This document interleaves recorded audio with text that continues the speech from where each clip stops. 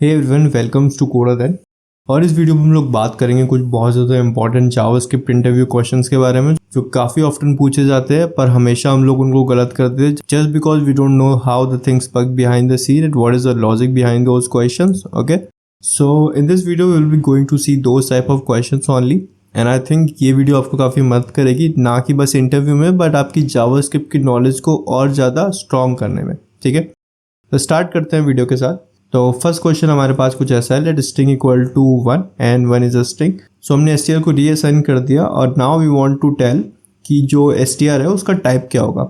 ठीक है, तो सिंपल यार, ये चीज़ सिंपल है। अगर तुम्हें इसके पीछे का लॉजिक नहीं पता तो तुम्हें डेफिनेटली इस क्वेश्चन को सॉल्व करने में बड़ी दिक्कत आएगी, पर मैं तुम्हें बता देता हूँ कि str का जो टाइप होगा वो नंबर होगा। ठीक है, ये नंबर होगा। अब नंबर कैसे होगा, लेट्स थिंक अबाउट इट। ठीक है, तो सबसे पहले तुमने क्या किया, तुमने str को ये एक स्ट्रिंग दे दी, एक 1 दे दिया बट वो स्ट्रिंग है। ठीक है, उसके बाद क्या हुआ, ये ऑपरेशन तुमने उस पर ऐड किया। ठीक है, तो एक्सक्लेमेशन str का मतलब है तुम्हारा in short string of 1 and exclamation.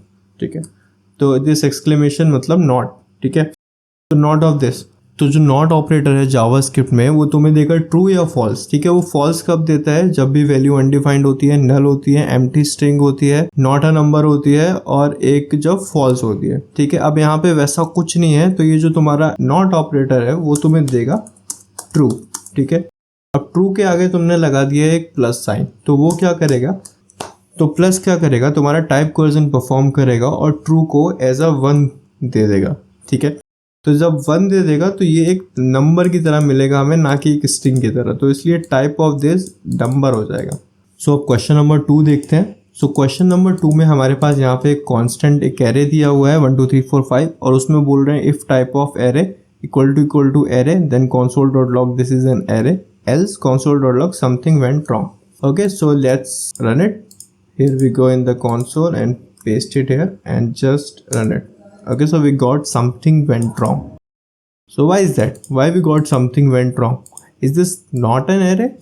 It is an array, but JavaScript कैसे काम करती है, तो everything is a object in JavaScript. ठीक है, तो array is also a type of object. So whenever you use type of for array, it's give you an object. So if you really want to know is this an array or not, so instead of type of you can use a function that is array dot is array and you can pass it here.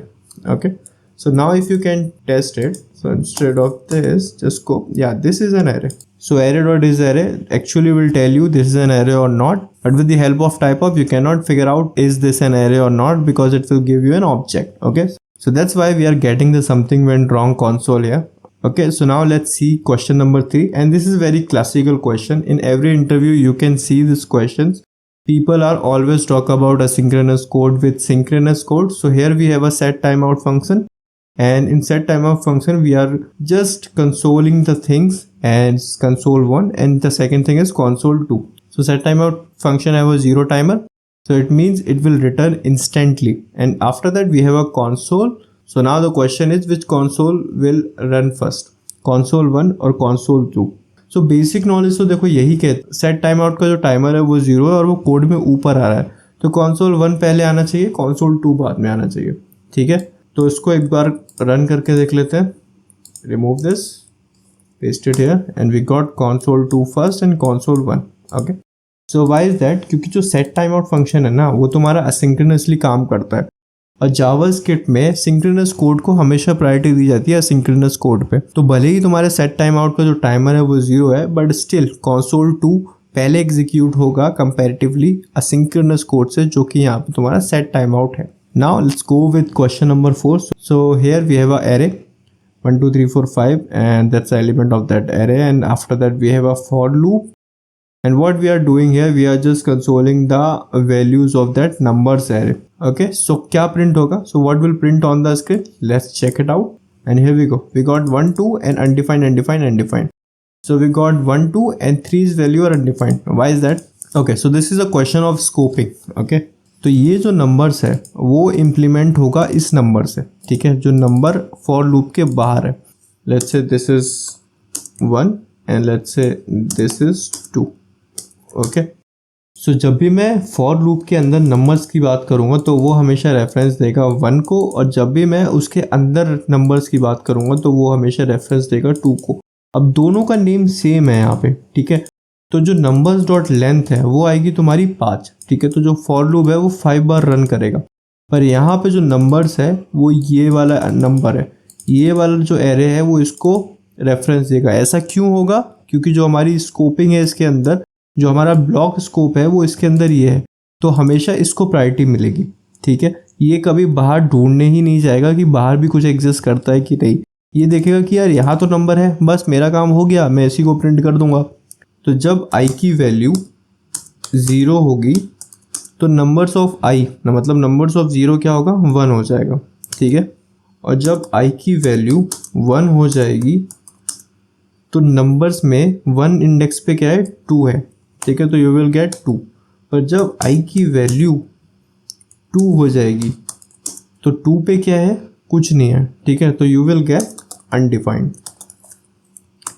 And same with the 3, जब i 3 हो जाएगा तो you will get undefined.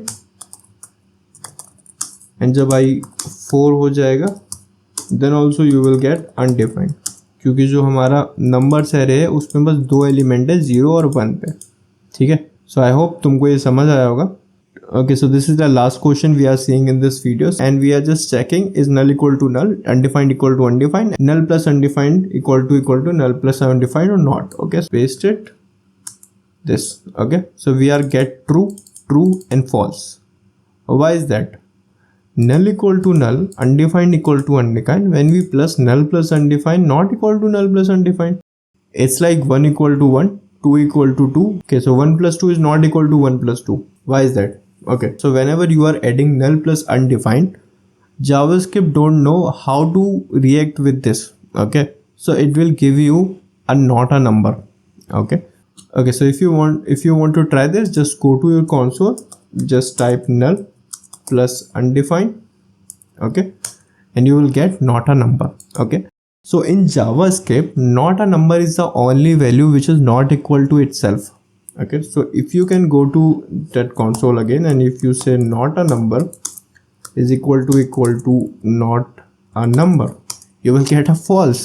This is silly, but this is very important. If you don't know about this thing, you will get errors in your code, and maybe you will not able to answer the questions like these. Okay, so आज के लिए इतना ही रखते हैं। And so we saw 5 this question, और ये question ऐसा नहीं था कि सारे एक ही कॉन्सेप्ट पे बेस्ड थे, डिफरेंट कॉन्सेप्ट पे बेस्ड थे। तो इससे क्या होगा, तुम्हारे जो डिफरेंट कॉन्सेप्ट है वो सारे भी रिफ्रेश हो जाएंगे, और अगर तुम्हें इन चीज़ों के आंसर नहीं पता होंगे तो obviously you will get to know a lot of new things in this video, और तुम्हारा जो जावास्क्रिप्ट का बेस है वो भी काफ़ी सॉलिड हो जाएगा। और यही चीज़ है यार, यही तरीका है जावास्क्रिप्ट को और अच्छे से जानने का, क्योंकि किसी भी ट्यूटोरियल में ऐसी सारी चीज़ों की बात करते ही नहीं है।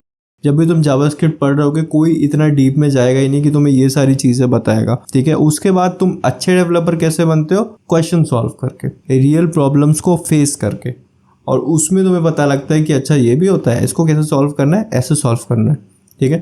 तो इनफ ज्ञान, और आज के लिए इतना ही रखते हैं। अगर वीडियो पसंद आई हो यार तो लाइक कर देना, अगर चैनल पे नए हो यार तो definitely give it a subscribe, I would really appreciate it. और आज के लिए इतना ही रखते हैं, बाकी मिलते हैं अगले वीडियो में।